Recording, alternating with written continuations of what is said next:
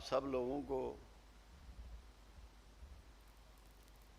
رحمت للعالمین کا رحمت برہ دن مبارک ہو۔ کم از کم آج کے دن ایک سوال ہمارے سینوں میں، ہمارے ذہنوں میں، ہمارے دل میں ابھرنا چاہیے، پیدا ہونا چاہیے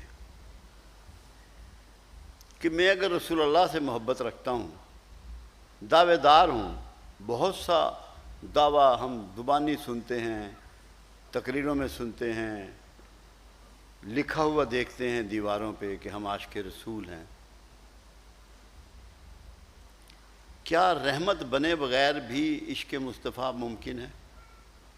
کیا یہ پاسبل ہے کہ آپ اللہ کی مخلوق کے لیے، میں خالی انسانوں کی بات نہیں کرتا، کیونکہ آپ کو جب یہ کہا گیا کہ ہم نے مابعوث کیا تمام جن و انس کے لیے، تو یہ پابندی ختم ہو گئی کہ صرف انسانوں کے لیے۔ جن کہتے ہیں ہر چھپی ہوئی چیز کو، ہر چھپی ہوئی چیز کی طرف آپ مابعوث ہوئے، اور انس کہتے ہیں سانس لینے والی مخلوق کو، ہر سانس لینے والی مخلوق کی طرف آپ مابعوث ہوئے۔ تو اگر آپ رحمت کا پروگرام نہیں رکھتے، عزت کا پروگرام نہیں رکھتے، اور پھر بھی کلیمنٹ ہیں عشق مصطفیٰ کے، تو آپ اپنے جھانکیے گریبانوں میں کہ آپ کا دعویٰ کس حد تک سچا ہے، یا آپ انصاف کر رہے ہیں۔ آپ لوگوں نے، 3 دوستوں نے بات کی، بڑی فکر انگیز باتیں کی ہیں، کچھ فارمولے بیان کیے، منیر صاحب نے، حبیب عاصم صاحب نے، امجد ثاقب صاحب نے۔ کم از کم ہمیں کچھ خوف تو آنا چاہیے تھا، کچھ احساس تو ہونا چاہیے۔ جو 2 باتیں میں اس سے پہلے ٹی وی پہ میں نے 7 سال پروگرام کیے، تو وہاں یہ بات میں نے بیان کی، ایک بہت بنیادی بات کہ پروردگار عالم نے تجھے تیری ضرورت سے زیادہ کیوں دیا؟ کیا تو نے اپنے آپ سے کبھی یہ سوال کیا؟ تو نے اس کو سوچا سمجھا؟ اللہ کو نہیں معلوم کہ تیری ضرورتیں کتنی ہیں؟ دیا تو اس نے تجھے کثیر۔ وہ دیا اس لیے کہ جن کی ضرورتیں پوری نہیں ہو رہی ان کی ضرورتیں پوری کر دے۔ ہم نے اس کو سٹور کر لیا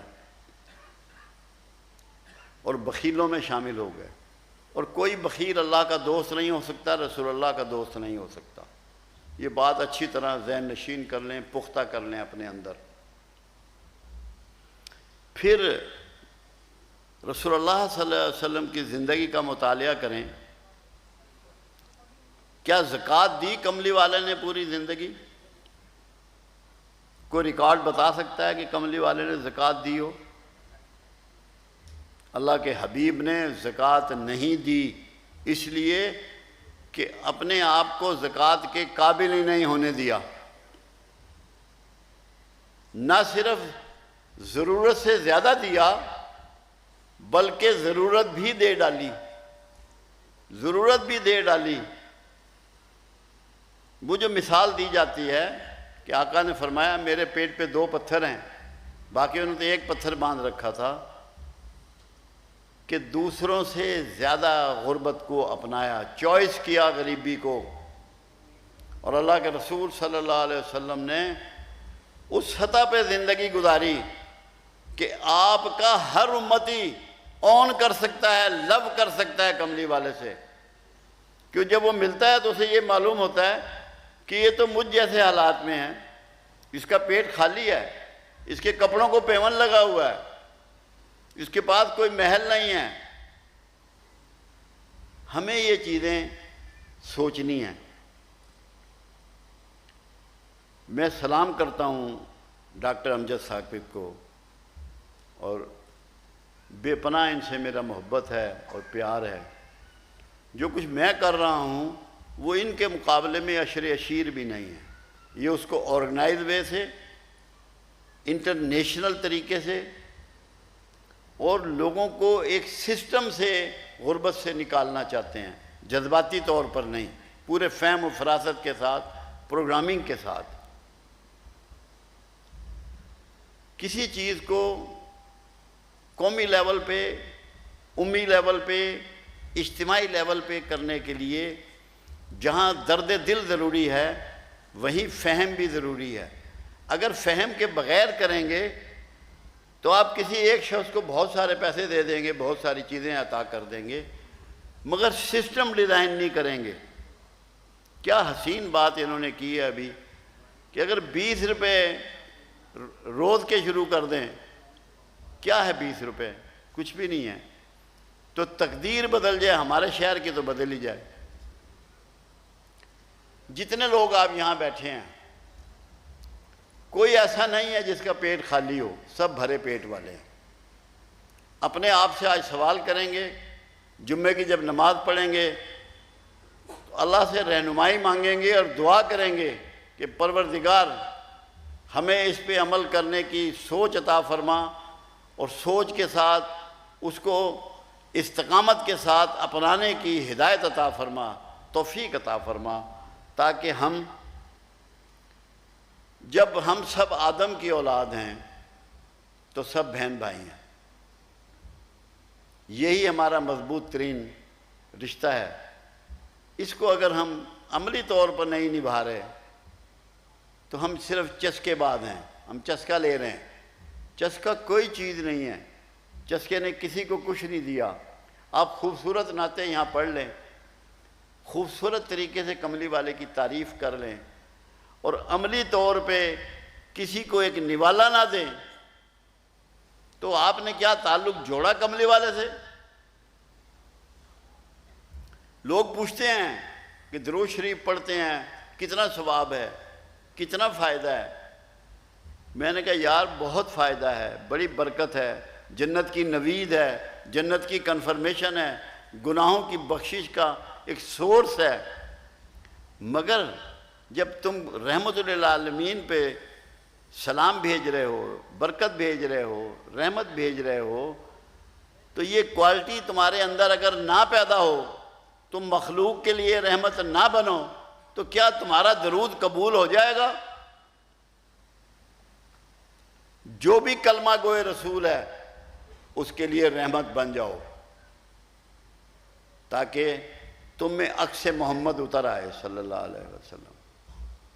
یہ تھوڑی سی بات، کیونکہ جو کچھ ڈاکٹر صاحب نے بیان کیا ماشاءاللہ، ہم تو جناب اپنی جان مال وقت پورے سورسز کے ساتھ ان کے پروگرام میں شامل ہیں، حصہ ہیں اس کا، اور انشاءاللہ جو بن پائے گا وہ کریں گے، کیونکہ ہم کسی کے لیے نہیں کر رہے، ہم اپنے لیے کر رہے ہیں۔ آپ جب بھی کوئی اچھا کام کرتے ہیں، یہ غلط فہمی نکال دیں کہ آپ دوسروں کے لیے کرتے ہیں۔ کوئی کسی کے لیے اچھا کام نہیں کرتا۔ اچھا کام اللہ کو اور اس کے حبیب کو راضی کرنے کے لیے کرنا ہے، اپنے من کو راضی کرنے کے لیے کرنا ہے، اپنے گلٹ کو دور کرنے کے لیے کرنا ہے، تب بات بنے گی۔ آج کا دن سرکار کی نسبت سے ہے، رحمت کی نسبت سے ہے، ادب کی نسبت سے ہے۔ سورہ نور آیت نمبر 63 میں ایک مضمون آیا کہ میرے رسول کو اس طرح مت پکارو جیسے ایک دوسرے کو پکارتے ہو، بلکہ ادب کا خیال کرو۔ جب نام سے نہیں پکارا جائے گا، اس کا مطلب ہے صفاتی ناموں سے پکارا جائے گا۔ اللہ نے بھی اتنی احتیاط کی کہ پورے قرآن میں صرف 4 دفعہ لفظ محمد آیا صلی اللہ علیہ وسلم، 4 مرتبہ لفظ محمد آیا، باقی حبیب کہا، مدثر کہا، مزمل کہا، طہا کہا، یاسین کہا، رحمت کہا، عاقب کہا، مختلف ناموں سے قرآن نے پکارا ہے کملی والے کو ادب کی وجہ سے۔ اور ادب اگر سیکھنا ہے، آج میں آپ کو بتاتا ہوں، حضرت حمزہ رضی اللہ تعالیٰ عنہ سے سیکھیں، ادب سیکھیں، کیونکہ ہم آج بیٹھے ہیں، اگر ادب ہمارے حصے میں نہیں ہوگا تو ہم بدنصیب ہوں گے۔ ہم نے خزانہ ضائع کر دیا، کھو دیا، وقت ضائع کر دیا، پیسہ ضائع کر دیا، انرجی ضائع کر دی۔ کیسے سکھایا؟ حضرت حمزہ رضی اللہ تعالیٰ عنہ نے، کیا حسین لوگ تھے۔ رشتہ دیکھیں، سگے چچا، سگے خالہ زاد بھائی، دودھ شریک بھائی، بچپن کے دوست اور ساتھی، کتنے گہرے رشتے، اتنے معتبر اور متبرک رشتے، کتنا احترام اور کتنا سب کچھ ہوتا ہے۔ ان سے کسی نے پوچھا کہ حمزہ آپ دونوں میں سے بڑا کون ہے؟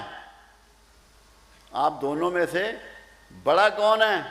تو حضرت حمزہ نے فرمایا بڑے تو وہی ہیں، بڑے تو وہی ہیں، البتہ میں 6 روز پہلے پیدا ہو گیا تھا۔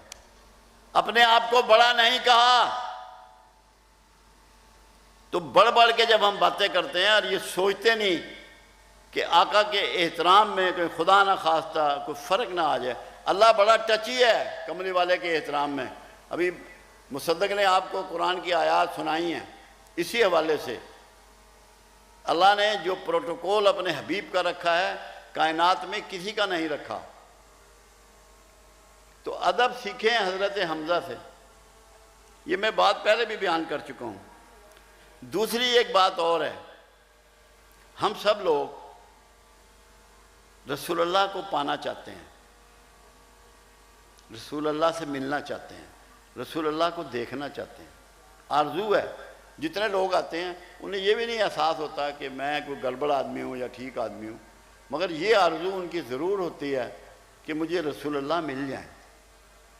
اللہ نے کمال کیا، اس کا کوڈ آپ کے والدین کے ناموں میں درج کر دیا۔ اللہ کے رسول کو حاصل کرنے کا، پانے کا، متعلق ہونے کا کوڈ اللہ کے حبیب کے والدین کے ناموں میں درج کر دیا۔ ہم نے کبھی اس پہ غور نہیں کیا۔ والد گرامی کا نام رکھا عبداللہ۔ عبداللہ سے بڑا کوئی منصب نہیں ہے، اللہ کا بندہ۔ اگر تمہیں مصطفیٰ چاہیے اللہ کی بندگی اختیار کرو۔ اور اللہ نے کن کو بندہ کہا؟ قرآن میں سورہ بقرہ میں اللہ نے کہا میرے بندے وہ ہیں جو مجھ سے اخلاص رکھتے ہیں، خلوص رکھتے ہیں۔ اللہ کی بندگی اخلاص کے ساتھ شروع کر دو، آپ کو محمد صلی اللہ علیہ وسلم مل جائیں گے۔ دوسرا کوڈ، دونوں کوڈ ہیں، والدین کے نام کوڈ ہیں، اس میں آپ کو سمجھایا گیا ہے، ہم نے دھیان ہی کبھی نہیں کیا۔ دوسرا کوڈ یہ ہے کہ والدہ محترمہ کا اسم گرامی ہے آمنہ۔ آمنہ کا مطلب ہے امن دینے والی۔ اللہ کی بندگی کے ساتھ مخلوق کو امن دینا شروع کر دو، کملی والا تمہیں مل جائے گا۔ امن دینا شروع کر دو اللہ کی مخلوق کو۔ کوئی وجہ نہیں ہے کہ تمہارا تعلق خاص میرے آقا سے پیدا نہ ہو جائے، تمہیں دیدار نہ ہو جائے، تمہیں پتہ لگ جائے کہ آقا تصدیق دیں کہ یہ میرا پیارا امتی ہے، مگر یہ آپ کو یہ 2 فعل کرنے پڑیں گے، بندگی اللہ کی اور مخلوق کو امن دینا پڑے گا۔ اگر یہ 2 کام آپ نے نہ کیے پھر آپ کی آرزو ہی رہے گی، آپ زبانی عاشق رہیں گے، سودا آپ کو نہیں ملے گا۔ تیسری بات میں آپ کو بتاؤں، جب لوگ ہجرت کر کے مکہ سے مدینہ چلے گئے تو جو مہاجرین وہاں پہنچے تھے، وہ گئے تھے، وہ غمگین رہتے تھے، پریشان رہتے تھے، روتے تھے کعبۃ اللہ کو یاد کر کر کے، کعبۃ اللہ کو یاد کر کے اکثر روتے تھے، اور رسول اللہ صلی اللہ علیہ وسلم سے یہ ڈیمانڈ کرتے تھے کہ اللہ کے حبیب ہم کب مکہ کو دیکھیں گے اور کب حرم کو دیکھیں گے، اب کب طواف کریں گے، کب وہاں ہماری حاضری ہوگی۔ بے چین رہتے تھے، مگر کمال دیکھیے آپ، فتح مکہ ہو گئی۔ فتح مکہ میں وہ سارے لوگ شامل تھے جو یہ آرزو کرتے تھے کہ مکہ جانے کی اور مکہ کو دیکھنے کی۔ کمال یہ ہے ایک شخص بھی فتح مکے میں نہیں رکا۔ جو مہاجرین مدینہ چلے گئے تھے سارے مدینہ کو پلٹ گئے۔ کیوں نہیں رکے مکہ میں؟ انہیں رک جانا چاہیے تھا مکہ میں۔ مکے کی آرزو کرتے تھے، اس کو دیکھنا چاہتے تھے، وہاں طواف کرنا چاہتے تھے، بوسہ دینا چاہتے تھے حجر اسود کو۔ انہوں نے آپ سب کو ایک پیغام دیا جو ان کی سمجھ میں بات آئی۔ وہ کیوں چلے گئے مدینہ؟ یہ پیغام دیا انہوں نے۔ پیغام یہ ہے جہاں مصطفیٰ ہے وہیں پر خدا ہے۔ انہوں نے یہ سکھا دیا آپ کو، اگر آپ کو اللہ چاہیے تو کہ اللہ کے رسول کو جپھا ڈال لو۔ جپھا ڈالنے کا مطلب یہ ہے کہ اس کے امتیوں کا احترام شروع کر دو، انہیں سلوٹ شروع کر دو، ان کی ضرورتوں کا احترام شروع کر دو۔ جس کی خدمت کرو اس کی عزت ضرور کرو۔ ایسا نہ ہو کہ اسے کہو یہ نیچے والا ہاتھ ہے، اس کی تضحیق کر بیٹھو، اس کی دل آزاری کر بیٹھو۔ تو یہ اصحاب رسول نے پیغام دے دیا کہ جہاں مصطفیٰ ہے وہیں پر خدا ہے۔ آج کا دن آپ کو اسی بات کے لیے ہے کہ یہ فیصلہ کر لیں آپ کہ جہاں مصطفیٰ ہے وہیں پر خدا ہے۔ ایک بات اور، یہ چھوٹی چھوٹی باتیں ہیں، میں اصل موضوع کی طرف اس کے بعد آ کے بات کروں گا۔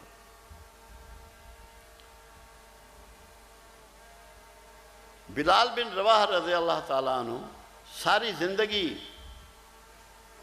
مکہ مدینہ میں خانہ کعبہ کی طرف منہ کر کے اذان دیتے رہے۔ اذان کی بسم اللہ ہی انہی سے ہوئی تھی اور مدینہ میں ہوئی تھی، مکہ میں تو اذان نہیں تھی۔ جب فتح مکہ ہوا اور ظہر کی نماز پڑھنی تھی تو رسول اللہ صلی اللہ علیہ وسلم نے بلال سے کہا کہ بلال کعبے کی چھت پہ چڑھ جاؤ اور اذان دو۔ کعبے کی چھت پہ چڑھ جاؤ اور اذان دو۔ بڑی مشکل سے چڑھایا گیا، ان کے گھٹنے بھی تھوڑے سے زخمی سے ہو گئے، رگڑ لگ گئی۔ جب اوپر چڑھ گئے اب پریشان کہ منہ کس طرف کروں، منہ کس طرف کروں؟ بھائی کعبے کی طرف تو منہ کرتے رہیں، جب کعبے کے اوپر ہیں تو اب منہ کدھر کریں؟ پریشان تھے، اذان نہیں دے رہے تھے۔ کملی والے نے پوچھا بلال کیا بات ہے، کیوں پریشان ہو، اذان کیوں نہیں دیتے ہو؟ یا رسول اللہ صلی اللہ علیہ وسلم منہ کس طرف کروں؟ آپ مسکرائے، فرمایا آج منہ میری طرف کر لے۔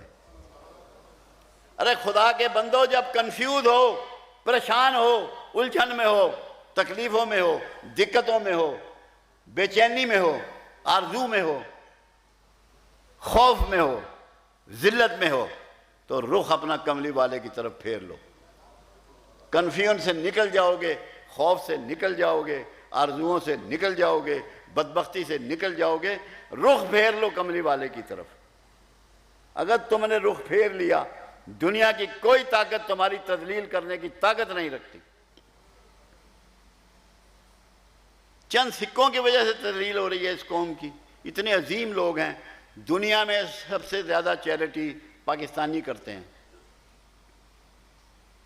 سب سے زیادہ جب خون دینا پڑتا ہے مریضوں کو، کوئی بڑا حادثہ ہو جائے، جیسے یہ زلزلہ آیا تھا مظفر آباد وغیرہ میں، تو قطاریں لگی ہوتی تھیں نوجوانوں کی خون دینے کے لیے۔ سب سے مشکل کام ہوتا ہے خون دینا۔ خون دینا جہاد ہے، یہ چھوٹا جہاد کہہ لیں اس کو جو آپ خون دیتے ہیں۔ تو قطاریں لگی ہوتی تھی، جذبے اتنے سچل ہیں ان کے۔ اس لیے جب ہم اس کو یہ سوچیں گے اور جب کملی والے کی طرف منہ کر لیں گے، یہ بعض اوقات بزرگ بڑی بڑی کام کی باتیں سکھا جاتے ہیں جو ہمیں سمجھ نہیں آتی کہ ہم کیسے بھوک مٹا سکتے ہیں۔ ایک اللہ والے تھے، انہوں نے لوگوں کی دعوت کی، دسترخوان سجا دیا گیا، بیٹھ گئے لوگ، دونوں طرف کھانا چن دیا گیا۔ انہوں نے کہا بھائی کھانا تمہیں کھانے کی اجازت ہے، مگر تب جب تمہاری کونی نہ مڑے، تمہاری کونی نہیں مڑنی چاہیے۔ اب بیٹھے ہیں سب کہ جو بھی کھائے گا کونی تو مڑے گی۔ تو ایک ملنگ وہاں آیا تھوڑی دیر میں، یا درویش کہہ رہے ہیں، جو بھی کہہ لیں، صوفی کہہ لیں۔ انہوں نے کہا کیا پریشانی ہے؟ انہوں نے کہا یہ بابا جی نے کھانا تو چن دیا ہے، مگر پابندی یہ لگا دی ہے کہ کونی نہیں مڑنی چاہیے۔ کہنے لگے جھلو بات کو سمجھ لو، ہر کوئی دوسرے کے منہ میں نوالا دے، کونی نہیں مڑے گی۔ کونی مڑنے سے بچا لو اپنی امت کو، کونی مڑنے سے بچا لو اس قوم کو، بچا لو اس ملک کو۔ کونی مڑے بغیر کھاؤ، دوسرے کے منہ میں دو نوالا دو، وہ تمہارے منہ میں نوالا دے۔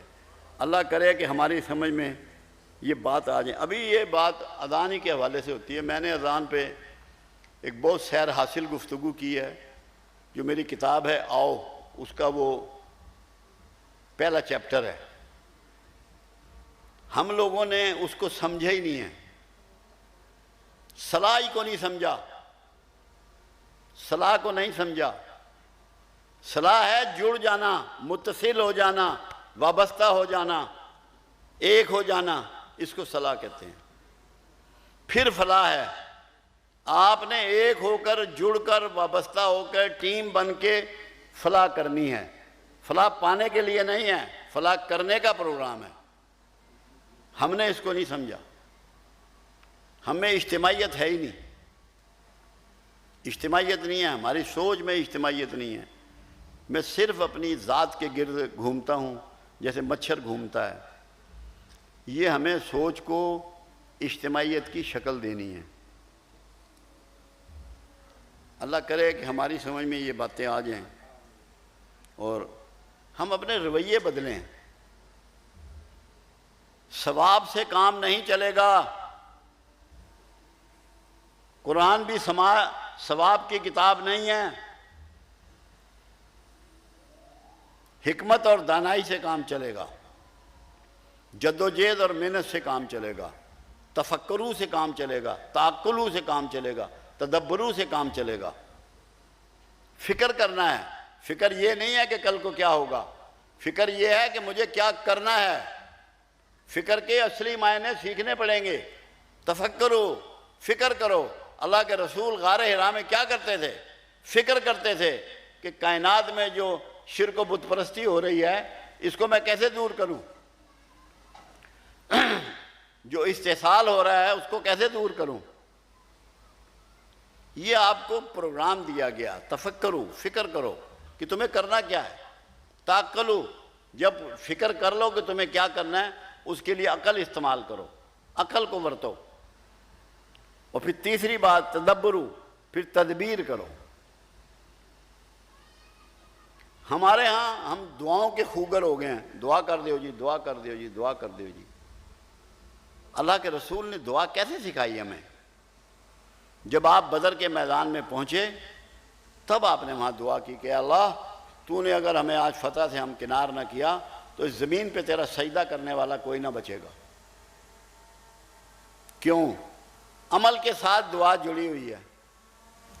کھیت میں نہ بیج ڈالتے ہو نہ پانی دیتے ہو، اللہ سے دعا کر رہے ہو کہ میری کنک بہترین ہو جائے، کیسے ہو جائے گی؟ تو آپ لوگ دعائیں ضرور کرائیں، جہاں جا کے مرضی کرائیں، جس مرضی بزرگ کے پاس جائیں، جس مرضی اللہ والے کے پاس جائیں، مگر مہربانی کر کے ایکٹ اس کے ساتھ کریں، عمل کے ساتھ دعا کو جوڑیں۔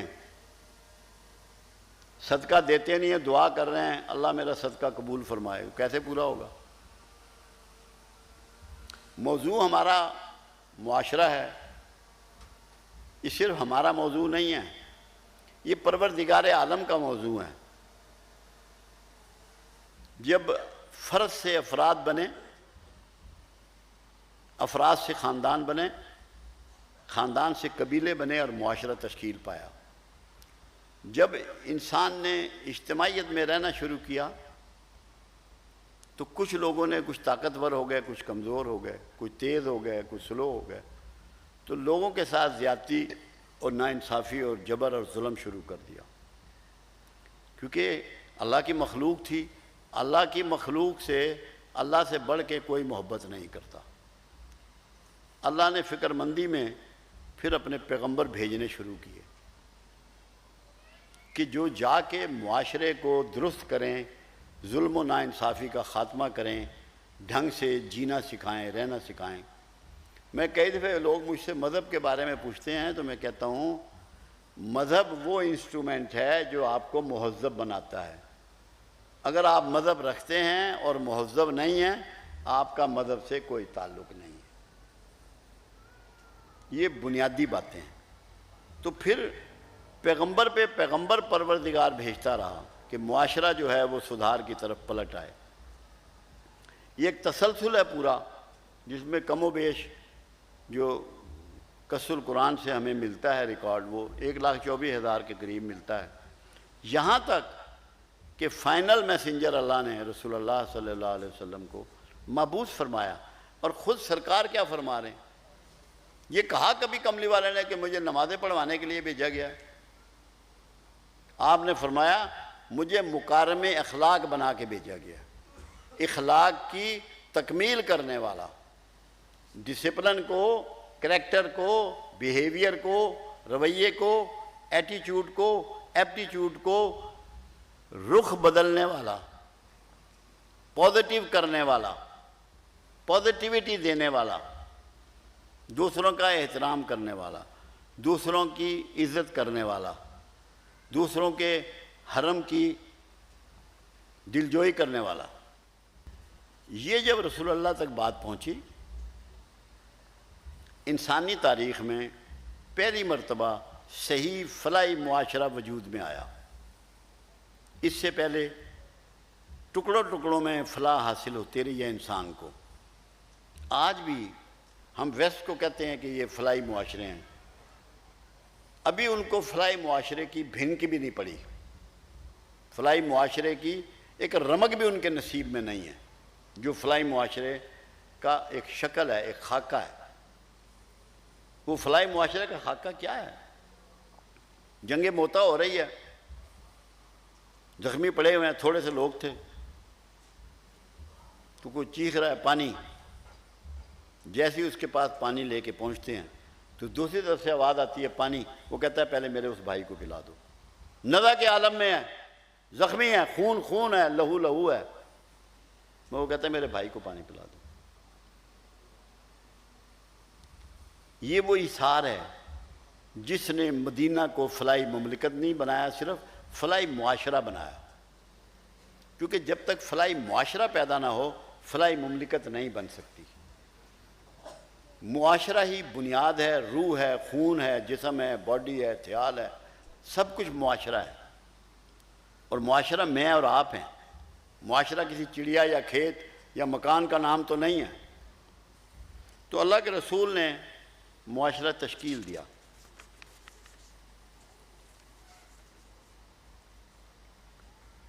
مگر وہ کیسے شکل بنی اس کی؟ دو چیزیں لوگوں کو دی گئیں، عطا کی گئیں، ایک فرائض اور ایک حقوق۔ ان دو چیزوں سے معاشرہ پیدا ہوتا ہے، معاشرہ ڈیولپ ہوتا ہے، معاشرہ فلاحی بنتا ہے۔ جب تک ہم حقوق اور فرائض میں بیلنس نہیں کریں گے، کوئی معاشرہ، آپ لوگوں کو سونے کا نوالا بھی دینا شروع کر دیں، جیسے اللہ قرآن میں کہتا ہے کہ میرا بندہ تو وہ ہے جسے ایک باغ سونے کا دوں تو یہ کہے گا ایک اور دے دو۔ تو فلاحی معاشرے کے لیے ضروری ہے کہ حقوق و فرائض کی تقسیم کو سمجھا جائے، اور ہر شہری، ہر شخص جو یہ چاہتا ہے کہ معاشرہ فلاحی ہو، اسے اپنے فرض ادا کرنے پڑیں گے۔ وہ حقدار نہیں ہے حقوق کا الا کہ وہ فرض پورا نہ کرے۔ یہ گیو اینڈ ٹیک ہے، تم دو گے زمانے کو، انسانیت کو دو گے، معاشرے کو دو گے تو تمہیں لوٹا دیا جائے گا۔ جو ہم، کوئی شخص ہم میں سے ایسا نہیں ہے جو اپنا فرض پورا کر رہا ہو۔ فرائض کو ہم نے سمجھا ہی نہیں ہے۔ اب دیکھیں نا، سورہ انفال میں اللہ تعالیٰ اپنے رسول کو فرما رہا ہے کہ اگر تو تندخو ہوتا تو یہ سب تیرے پاس سے بھاگ گئے ہوتے، تو ان کے لیے رؤوف الرحیم ہے، ان سے مشورہ کیا کر، ان کی غلطیاں معاف کیا کر، اور مجھ سے بھی ان کے لیے معافی چاہا کر۔ اب یہ معاشرے کے خد و خال درست کرنے کا روٹ بتایا جا رہا ہے کہ تند خو ہو کے کسی سے بات نہیں کرنی، سختی نہیں کرنی، جھڑکنا نہیں، معترض نہیں ہونا، اور رؤوف الرحیم کا مطلب کیا ہے کہ تو ان کی غلطیاں معاف کرنے والا ہے اور ان کے لیے بہتری کی پروگرامنگ کرنے والا ہے۔ صرف غلطیاں معاف کرنا رؤوف الرحیمی میں نہیں آتا، بہتری کی کوشش اور پلاننگ اس میں شامل ہے۔ ہر وقت پازیٹیو رویہ دینے والا، پازیٹیوٹی دینے والا، یہ وہ رویہ ہے جو معاشرے کو بدلتا ہے۔ اور پھر سب سے بڑی بات، مشورے کی حکم کیا جا رہا ہے۔ ہمارے ہاں مشورے کی روایت ہے، اللہ کے رسول محتاج ہیں نعوذ باللہ معاذ اللہ مشورے کے؟ اللہ کے بعد اگر کوئی عقل کل ہے، علم کل ہے تو وہ کملی والا ہے، اسے تو کسی مشورے کی محتاجی نہیں ہے۔ اس کے باوجود اللہ ان کو پابند کر رہا ہے۔ کیوں؟ اللہ کی ایک سنت ہے، اللہ کا ایک طریقہ ہے کہ کوئی اچھی سے اچھی بات کسی انسانی ذہن پہ اتر سکتی ہے، اس سے فائدہ اٹھانا چاہیے۔ بے شمار ایسے واقعات ہیں، میرے آقا نے دوسروں کے مشورے پہ عمل کیا۔ جیسے یہ خندقیں کھودی غزوہ احزاب میں، وہ سلیمان فارسی رضی اللہ تعالیٰ عنہ کے مشورے پہ کھودی۔ پھر اس میں ساتھ لفظ یہ ہے کہ غلطیاں معاف کیا کر۔ جو کام کرے گا وہ غلطی ضرور کرے گا، صرف نکما غلطی نہیں کرتا کیونکہ وہ کام نہیں کرتا۔ کام کرنے والے سے غلطی کا ہونا امر ہے، لازمی غلطی کرے گا جو کام کرے گا۔ تو وہاں معافی کی بات کی گئی۔ آپ دیکھیں اللہ کے رسول صلی اللہ علیہ وسلم کے خادم انس بن مالک رضی اللہ تعالیٰ عنہ فرماتے ہیں مجھ سے بہت سی غلطیاں ہوتی، بعض کا گھر کے برتن بھی میرے سے ضائع ہو جاتے، مگر اللہ کے رسول نے مجھے ڈانٹا نہیں، معاف کیا۔ تو معاشرے کے سدھار کے لیے معافی جو ہے وہ بہت بڑا انسٹرومنٹ ہے، بہت بڑا سورس ہے، بہت بڑا ذریعہ ہے۔ ایک کام اور کیا کملی والے نے، یہ میں اس کو مختصر بات کو کر رہا ہوں کیونکہ جمعے کا انہوں نے آرڈر بڑا سخت دے دیا۔ ہیومن ریسورسز کو کیسے استعمال کیا کملی والے نے، کہ شارٹیج ہے لوگوں کی، تھوڑے سے لوگ ہیں، جہاز سر پہ ہوتا ہے روز، کوئی دن ایسا نہیں تھا جس دن جنگ نہ ہو، اور حسان بن ثابت جیسا شخص موجود ہے۔ آپ نے نہیں کہا کہ حسان تو نے تلوار کبھی نہیں پکڑی، اس کے شیروں کو تلوار بنا دیا، ان کے شیروں کو تلوار بنا دیا، استعمال کر لیا انہیں۔ کمال کیا کیا، جو ہم جس میں سب دھوکہ کھا رہے ہیں، بڑے بڑے وہ لوگ جو انڈسٹری چلا رہے ہیں، بڑے کاروبار چلا رہے ہیں، ذمہ دار ہیں، ادارے چلا رہے ہیں، اس چیز کو نہیں اپلائی کر رہے۔ ہر شخص میں خرابیاں اور خوبیاں موجود ہیں، ہر شخص مرکہ ہے ان دو چیزوں کا۔ اس کی اچھائی کو یوٹیلائز کر دو، اس کی برائی اسی میں دفن ہو جائے گی۔ یہ ہے اسٹریٹجی پروفٹ کی، خوبیوں کا استعمال۔ آپ خوبیوں کا استعمال شروع کر دیں، بجائے شکوہ گلا کرنے کے۔ کسی پہ اعتراض مت کریں، معترض مت ہوں، صرف اس کی پازیٹیو چیز کو بڑھاوا دے دیں، اس کی اپنی برائی اس کے نیچے دفن ہو جائے گی۔ جب معاشرے میں لوگ پازیٹیو ہی شروع کر دیں گے تو معاشرے گلزار بن جاتے ہیں۔ یہ کام ہمیں رسول اللہ صلی اللہ علیہ وسلم نے سکھایا ہے۔ فرائض میں کیا ہے ہمارے، میں بالکل انتہائی مختصر طور پہ آ رہا ہوں۔ اللہ کی فرما برداری پہلا فرض ہے، رسول اللہ صلی اللہ علیہ وسلم کی فرما برداری دوسرا فرض ہے، اہل امر کی فرما برداری تیسرا فرض ہے۔ اور اس میں رسول اللہ صلی اللہ علیہ وسلم کی ایک حدیث مبارکہ درج ہے کہ اگر تم پر ایک نکٹا حبشی بھی حکمران بنا دیا جائے، تمہیں اس کی بھی فرما برداری کرنی ہے، معترض نہیں ہونا، تمہیں اس کی بھی فرما برداری کرنی ہے، روز گالیاں نہیں بکنی حکمرانوں کو۔ ایک دکان صحیح نہیں چلتی بندے سے، ایک گھر صحیح نہیں چلتا بندے سے، ایک سکول صحیح نہیں چلتا بندے سے، ایک دفتر صحیح نہیں چلتا بندے سے، حکمرانوں کو 24 گھنٹے گالیاں بکتا ہے کہ وہ اتنے بڑے ٹاسک پہ ہے، اس سے پتہ نہیں کتنی غلطیاں ہوتی ہوں گی، کتنے قسم کے دباؤ ہوں گے. اس کے لیے دعا کرو اللہ اسے صحیح راستے پہ لگائے، نیکی کی توفیق دے، ہدایت دے، اس کے اندر ہمدردی اور محبت کو پیدا کر دے. ہم دعا نہیں کرتے، اعتراض کرتے ہیں. یہ نیگیٹو ایٹیچیوڈ ہے. معترض نہیں ہونا کسی پہ. معترض ہونے کا ایک معنی اور ہوتا ہے، اس کو سمجھ لیں. جب میں کسی پہ معترض ہوتا ہوں اس کا مطلب یہ ہے کہ میں پرفیکٹ ہوں، میں کبر کا شکار ہو گیا ہوں، اپنے آپ کو پرفیکٹ سمجھ رہا ہوں، ورنہ میں کیسے معترض ہو سکتا ہوں؟ معترض تو وہی ہوگا جو سمجھے گا کہ میں پرفیکٹ ہوں. پرفیکٹ تو اللہ کے بعد اس کا رسول ہی ہے، جو پرفیکشن کی اعلیٰ ترین مثال ہے. تو خدا کا واسطہ اپنے آپ کو پرفیکٹ نہ سمجھو. جو غلطی تم سے ہوتی ہے کسی سے بھی ہو سکتی ہے. کمزور سمجھو اپنے آپ کو، ناتواں سمجھو. تم کتنے مظلوم ہو کہ جس کو اپنی زندگی کہتے ہو، دندناتے پھرتے ہو. تمہارے تو سانس اپنے بس میں نہیں ہے، وہ تو اللہ کے اختیار میں ہے. جس کی زندگی اللہ کے اختیار میں ہے اسے فخر کرنے کا اختیار کس نے دیا؟ اسے کبر کرنے کا اختیار کس نے دے دیا؟ وہ کیسے کر سکتا ہے؟ کس اسٹرینتھ پہ کرے گا؟ اسے تو یہی نہیں پتا کہ میرے اندر کون کون سی بیماری پل رہی ہے اور اپنی جگہ بنا رہی ہے.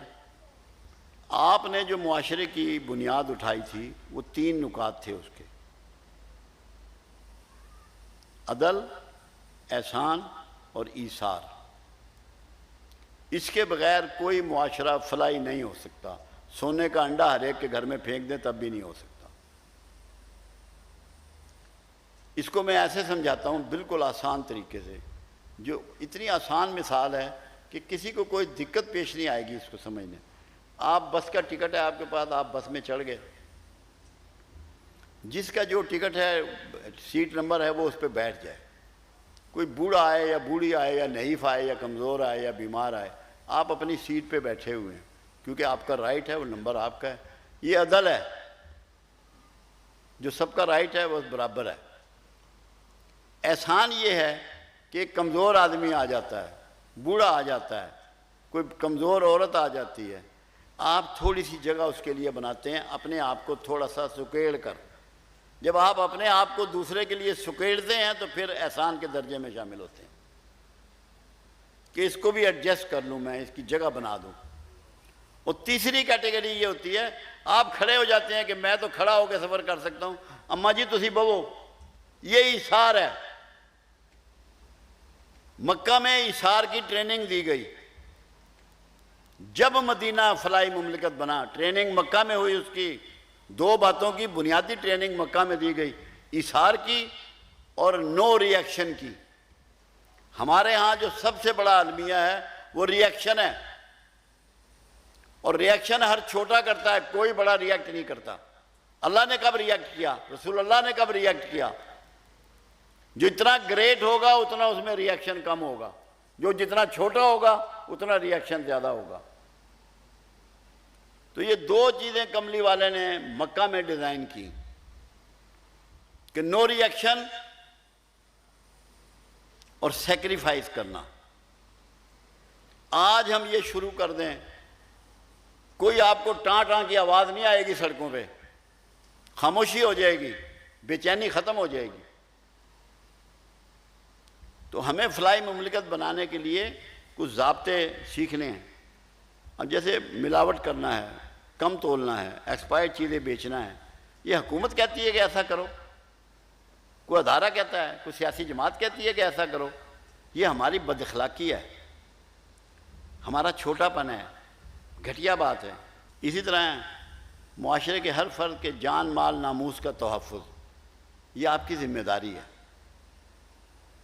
اور کہا گیا اگر کسی مومن کے ہاتھ سے کسی کے جان مال ناموس کو ذک پہنچے، نقصان پہنچے، ذوف پہنچے، تو وہ شخص ہرگز مومن نہیں ہے.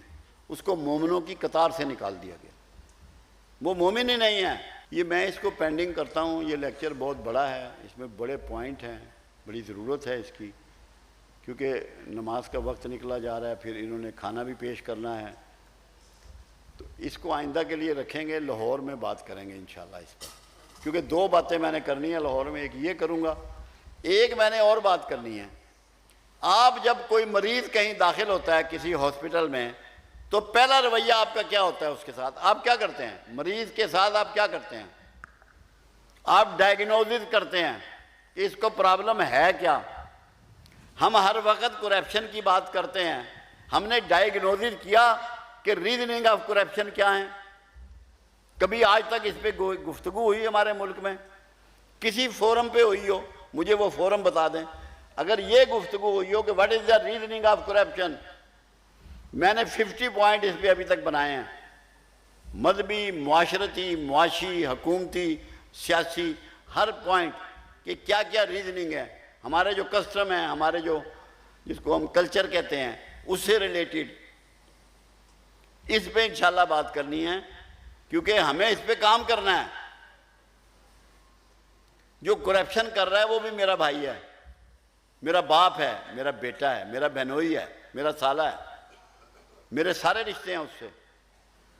معاشرے سے نہ ہم نے نکال کے پھینکنا ہے اسے، نہ قتل کرنا ہے۔ کیوں؟ اللہ نے کہیں نہیں کہا اور نہ اللہ نے اس طرح کا کام بتایا۔ 3 چیزیں بتائیں، ان چیزوں میں ہم نے بہتری لانی ہے، نفس امارہ، نفس لوامہ، نفس مطمئنہ۔ ہمیں اپنے رویے سے، اپنی خدمت سے، حوصلہ مندی سے، جرأت سے، احساس سے، اخلاص سے معاشرے کو اس سٹیج پہ لانا ہے، اور یہ تب ہوگا جب میں برداشت کروں گا۔ اللہ کے حبیب نے کلیہ دے دیا، ہم نے کبھی اس کو سوچا ہی نہیں کہ خدا کے بندو برے سے نفرت مت کرو، برائی سے نفرت کرو۔ جب تم برے سے نفرت کرو گے وہ ٹھیک کیسے ہوگا؟ اسے درست کون کرے گا؟ اس کے چھاتی سے لگ جاؤ، اس کی سینے سے لگا لو۔ میں ایک واقعہ سنا کے آپ کو اپنے ڈیرے کا، پھر یہ میں وائنڈ اپ کرتا ہوں۔ انشاءاللہ آئندہ اللہ نے چاہا تو اس پہ بات کریں گے لاہور میں۔ ایک صاحب تھے میرے ڈیرے پہ آیا کرتے تھے، میرے ملنے والے تھے، وہ بلا نوش تھے، روزانہ شراب پیتے تھے۔ میں ان کے گھر گیا ایک دن، میں نے کہنے لگے یہ آپ میرے گھر کیسے آئے؟ وہ ناشتے میں بھی شراب پیتے تھے، ناشتے میں بھی شراب پیتے تھے۔ ابھی وہ دنیا میں نہیں ہے، اللہ کا ولی ہو کے گیا ہے وہ دنیا سے۔ میں ان کے گھر چلا گیا، انہوں نے دروازہ کھولا، کہنے عرفان صاحب آپ کدھر آ گئے؟ میں اس قابل ہوں کہ آپ میرے گھر میں آئیں؟ میں نے کہا یار میں تجھے اللہ کا ایک سنیہ دینے آیا ہوں، تو اگر وہ سننا چاہے تو سن لے۔ کہنے کیا سنیہ میرے لیے؟ میں کہا اللہ نے کہا ہے کہ اتنا تعلیم یافتہ آدمی ہے، اتنا ذہین فتین آدمی ہے، اپنا وقت ضائع کر رہا ہے، اس سے کوئی یار اپنا وقت نہ ضائع کر، کسی پروڈکٹیو کام میں لگ جا۔ کہنا میں کیا کر سکتا ہوں اس میں؟ میں نے کہا جمعرات کو میرے محفل ہوتی ہے، تو وہاں آ جایا کر، بیٹھا کر، سنا کر بات، تیرے اندر چینج آئے۔ کہنے لگا عرفان صاحب میں نہیں آ سکتا۔ میں کیوں؟ کہتا ہے میں تو شراب کے بغیر ایک لمحہ نہیں رہ سکتا۔ میں نے کہا یار تو شراب پی کے آ جایا کر۔ کہنا نہیں پھر بھی نہیں رہ سکتا۔ میں نے کہا ساتھ لے آیا کر، تو شراب اپنی بوتل جیب میں رکھ کے ساتھ لے آیا کر۔ اللہ تعالیٰ اس بات کا گواہ ہے، واحد و شاہد ہے۔ وہ آنا اس نے شروع کیا اور بوتل اس کی جیب میں ہوتی، سردیاں تھیں، اوور کوٹ وہ پہنتا تھا تو اس میں بوتل ہوتی۔ ایک دن میں جہاں لیکچر دیتا تھا میں نے اس کی کرسی ساتھ لگا دی۔ میں نے کہا یار تو میرے ساتھ بیٹھ، دیکھ اللہ کی باتیں کرتے ہیں۔ وہ اس کی زندگی کے آخری قطرے تھے جو اس نے پیے۔ اس کے بعد جتنا عرصہ وہ زندہ رہا اس نے شراب نہیں پی، اور اگر میں اسے اپنے ڈیرے پہ ہی نہ آنے دیتا، دھتکار دیتا، تو کیا اس کی بہتری کے امکانات رہتے یا ختم ہو جاتے؟ تو برائے مہربانی خدا کا واسطہ ہے، رسول کا واسطہ ہے، کسی کو گنہگار نہ سمجھو، کسی کو برا نہ سمجھو۔ اختلاف ہے، بیٹھ کے بات کرو، ڈائیلاگ کرو، ڈسکشن کرو، ٹاک کرو، کنونس کرو یا ہو جاؤ، مگر دھکا نہ کرو کسی کے ساتھ بھی۔ ہمارا رویہ ہی جو ہے اس میں احتجاج ہے اور غصہ ہے، ہمیں یہ نکالنا ہے۔ ہمارا معاشرہ گلزار بن جائے گا۔ صرف 2 باتیں ہم سیکھ لیں کہ ہمیں سیکریفائز کرنا ہے اور ہمیں دوسروں کو معاف کرنا ہے، ان سے جھگڑا نہیں کرنا۔ میں انشاءاللہ اس مضمون کو پھر پورا کروں گا۔ اللہ آپ کا اور میرا حامی و ناصر ہو۔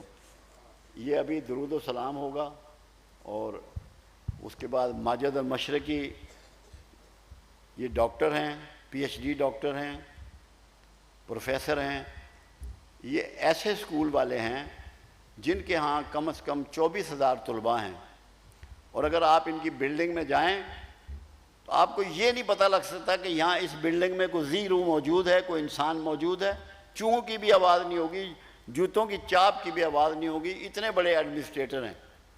14 ملکوں کے قومی اعزاز ان کو ملے ہوئے ہیں، gains book of world record میں ان کا نام درج ہے۔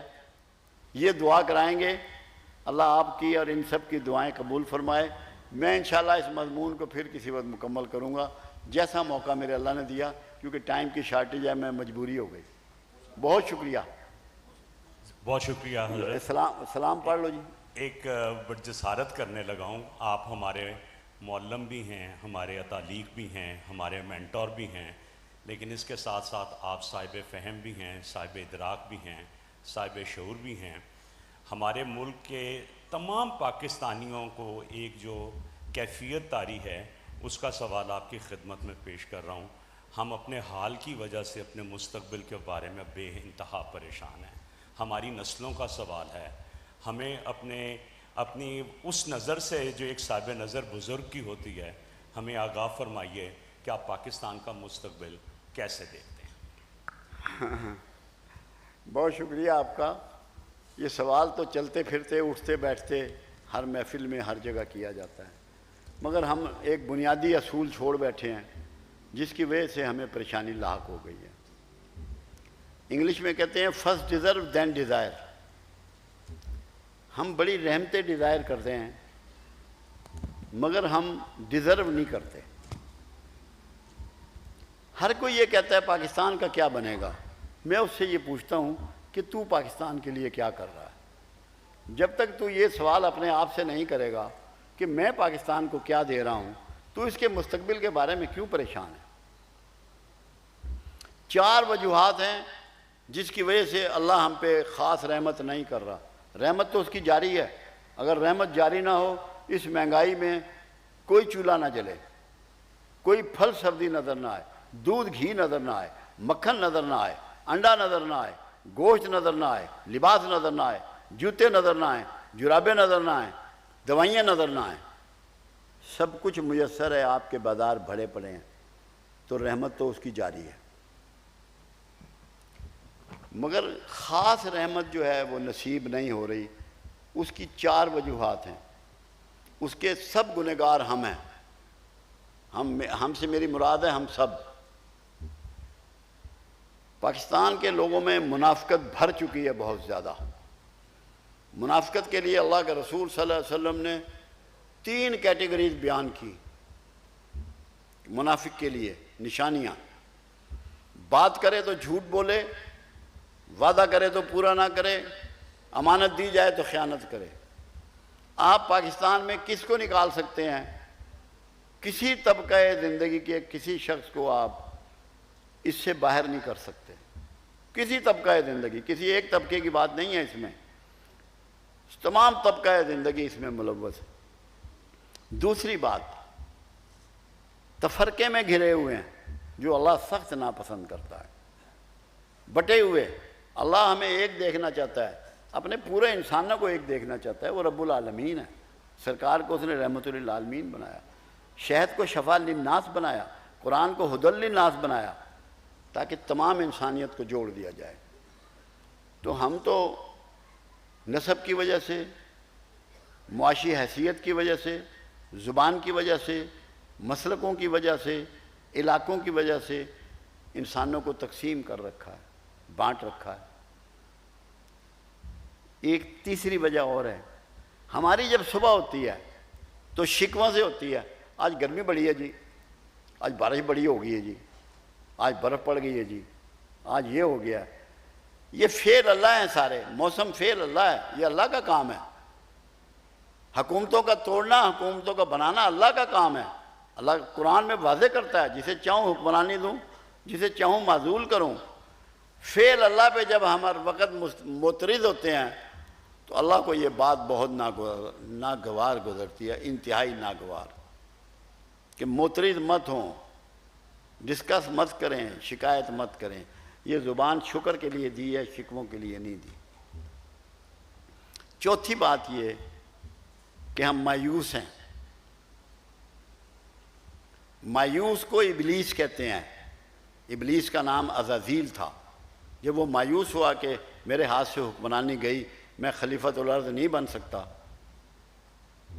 تو تب اس نے کرائم شروع کیے، لوگوں کو مایوس کرنا شروع کیا، جھوٹ چکر دینا شروع کیا، اللہ سے بغاوت کی، اللہ کو چیلنج کیا کہ تو نے مجھے ورگلایا ہے. مایوسی کا مطلب یہ ہوتا ہے کہ ہم طریقہ شیطان پر گامزن ہیں. اگر ایک رائی کے دانے پر بھی مایوسی موجود ہے تو ایک بات آپ کنفرم کر لیں کہ ایمان موجود نہیں ہے. دو چیزیں ایک ہی دل و دماغ میں اکٹھی نہیں ہو سکتی، مایوسی اور ایمان. یہ چار چیزوں کی وجہ سے آپ کو دقتیں اور پریشانیاں آ رہی ہیں. مگر ایک بات میں آپ کو بتا دوں، اگر آپ نے توبہ شروع کر دی، اصلی توبہ یہ ہوتی ہے کہ جو غلط کام کرتے ہو اس کو ترک کرنا شروع کر دو، مترد ہونا چھوڑ دو، لوگوں کو دکھ دینا چھوڑ دو، تو بہت جلد چند مہینے میں آپ دیکھیں گے کہ آپ کے جو غربت کا چکر چلا ہوا ہے، مہنگائی کا چکر چلا ہوا ہے، پیٹرول کی قیمتیں ہیں، بجلی کی قیمتیں ہیں، ڈالر کی قیمتیں ہیں، آپ کی انٹرنیشنل مارکیٹ میں آپ کی ویلیو نہیں ہے، یہ ساری بحال ہونے والی ہے. یہ میں آپ کو کسی خبر اور ٹی وی یا اخباروں کے حوالے سے نہیں کہہ رہا، اس حوالے سے کہہ رہا ہوں جسے لوگ روحانیت کہتے ہیں، اس حوالے سے بات کر رہا ہوں. یہ ہونے والا ہے، بہت دور نہیں ہے. اس کے بعد اور بھی بڑے کرم ہونے والے ہیں، مگر آپ لوگ اگر ٹھیک ہو جائیں گے تو کرم بہت جلد ہو جائیں گے. اللہ آپ کا اور میرا حامی و ناصر ہو.